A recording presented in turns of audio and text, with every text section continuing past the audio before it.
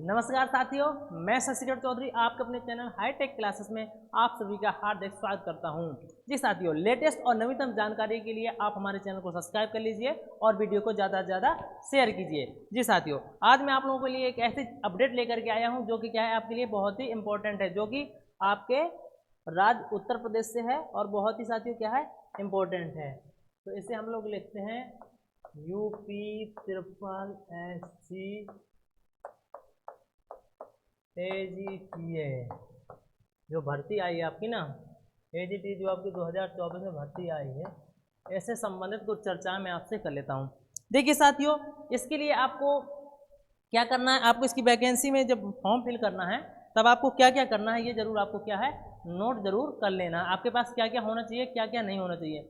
सबसे पहले बात, आपके इसके भरने के लिए जो विशेष योग्यता है, योग्यता की बात करता हूँ।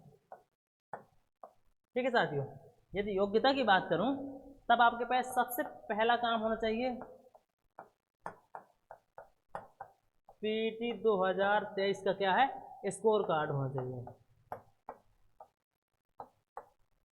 इससे क्या है आपके पास पीटी 2023 का स्कोर कार्ड होना चाहिए, जो कि क्या है बहुत ही जरूरी है। ये मत सोचना कि 1 नंबर और 2 नंबर वालों का हो जाएगा, ये तो सब बातें कर रहे हैं लोग। ठीक है, तो इसमें क्या है आपको पीटी का स्कोर कार्ड जरूर होना चाहिए। ठीक है साथियों, दूसरी बात, आपके पास बीएससी एग्रीकल्चर की डिग्री होना अनिवार्य है।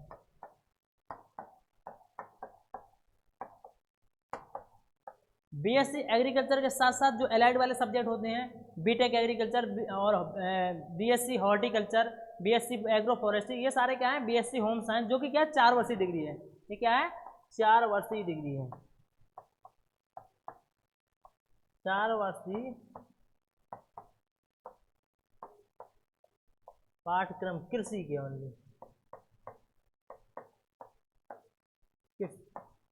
कृषि के 4 वर्षीय पाठ्यक्रम है, उन्हीं को इसमें क्या है सम्मिलित किया गया है। और कोई भी ऐसा नहीं कि जनरल जो होते हैं होम साइंस वाले वो डाल सकते, तो वो नहीं डाल सकती हैं छात्राएं जो कि क्या है जनरल होम साइंस से हैं, वो डाल सकती हैं। जो होम साइंस एग्रीकल्चर से होती है वो इसमें क्या है डाल सकती हैं। जी साथियों, अब मैं आपको एक बात बताता हूँ। देखिए, अब मैं आपको एक बात और बता देता हूँ कि यूपी एजीटी में वैकेंसी में फॉर्म फिल करने के लिए आप लोगों के पास और क्या क्या होना चाहिए। फिर आपके पास होना चाहिए, क्या होना चाहिए, आपके पास निवास प्रमाण पत्र होना चाहिए। क्या, निवास प्रमाण पत्र भी होना चाहिए, निवास प्रमाण पत्र होना चाहिए। दूसरा होना चाहिए जाति प्रमाण पत्र, जाति प्रमाण पत्र होना चाहिए। और तीसरी बात, यदि आपने जो ग्रेजुएशन किया है ना बीएससी एग्रीकल्चर या अलाइड सब्जेक्ट में, तो या तो आपके पास इसकी डिग्री हो तब भी चलेगा, आपके पास इसकी डिग्री है तब भी चलेगा, या आपके पास प्रोविजनल है ना,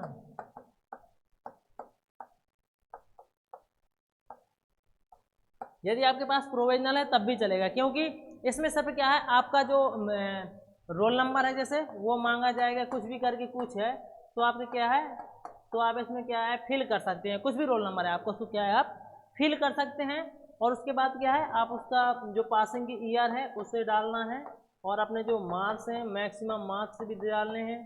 ठीक, मैक्सिमम मार्क्स डालने हैं, और जो आपके ऑब्टेन मार्क है, जो आपके आए हुए हैं वो आपको इसमें अंक डालने हैं।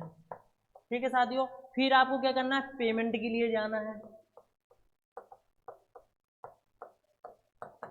आप इस फॉर्म को मोबाइल से भी भर सकते हैं, ऐसा नहीं कि आपको साइबर कैफे जाना है। इसमें ऐसी कोई भी चीज़ अपलोड नहीं करनी है आपको कि जो कि आपको साइबर कैफे जाना पड़े। ठीक है, तो आप इसको घर से भर सकते हैं अपने मोबाइल से आराम से। तो इसके लिए पेमेंट के लिए एक चीज़ आप जरूर याद रखना, इसको आप जब जाते हैं वहाँ पे क्लिक करते हैं तब आप इसको, क्योंकि पेमेंट बहुत समस्या हो रही है, तब आपको क्यूआर जनरेट करके पेमेंट नहीं करना है, क्यूआर जनरेट करके पेमेंट नहीं करना है,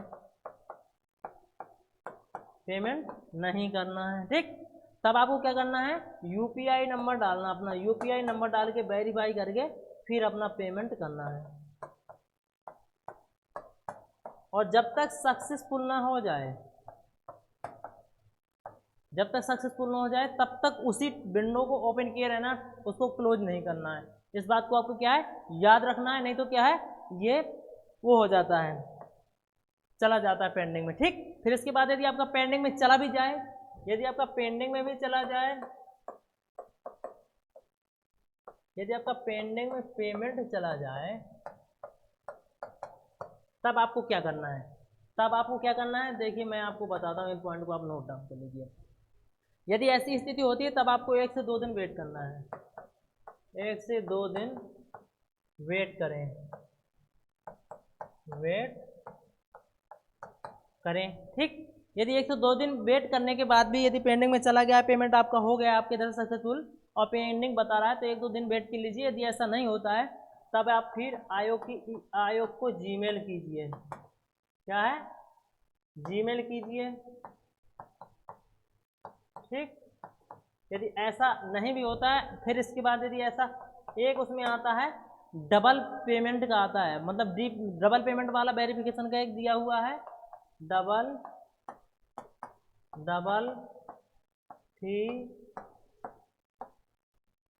सबमिशन। तो डबल फी सबमिशन वाले टैब में आपको जाना, उधर आपको क्या है क्लिक करना है। तो फिर आपका जो रजिस्ट्रेशन नंबर होगा वो डाल के और आपका DOB डाल के और इधर पे आपका कैप्चा होगा, कैप्चा डाल करके ओपन हो जाएगा, तब आप फिर से पेमेंट को क्या है कर सकते हैं। और फिर आपको जब तक आप अपना print out final print out ना ले लें तब तक आप अपने फॉर्म को सबमिट नहीं मानिएगा। आप इस बात को बिल्कुल याद रख लीजिएगा। और फॉर्म भरने में कोई भी ऐसी आवश्यक अनावश्यक चीज़ें जो ऐसी नहीं लग रही हैं कि आपको उसमें अपलोड करना है, ये करना है, कहीं कुछ नहीं है, सब अफवाहें हैं, कहीं कुछ नहीं होना है। आप उस फॉर्म को अपने मोबाइल से भी भर सकते हैं। सिर्फ आपको यदि आप घर से अपने मोबाइल से भरते हैं तो इन चीज़ों का आपको सामना करना पड़ सकता है। और पेमेंट आप जानते ही हैं कि फ़ी कितनी है आपकी, 25 रुपये ही है। क्या है, 25 रुपये है। कोई भी कास्ट हो, उत्तर प्रदेश का निवासी हो, 25 रुपये ही लगना उसको। क्या है, चाहे जो भी भरे उसको फॉर्म को 25 रुपये ही लगना, चाहे जिस स्टेट से हो। ठीक है, तो 25 रुपये उसमें आपको पेमेंट कर लेना। और कोई भी आपको उसमें दिक्कत नहीं होने वाली। यदि कोई दिक्कत आती है तो ये दिक्कतें सामने आती हैं जो मैंने आपको बता दी हैं। और आप आराम से पढ़ाई कीजिए, आपका पेपर बहुत डिले होगा, अभी इतने जल्दी नहीं होना है, 2025 तक होगा। ठीक है, टेंशन मत लीजिए, किसी प्रकार की टेंशन मत लीजिए, आराम से पढ़ाई कीजिए। ठीक है साथियों, तो ऐसी लेटेस्ट जानकारी के लिए आप हमारे YouTube चैनल को सब्सक्राइब कीजिए और वीडियो को ज़्यादा से ज़्यादा शेयर कीजिए। धन्यवाद, थैंक यू, वंदे मातरम, जय हिंद साथियों।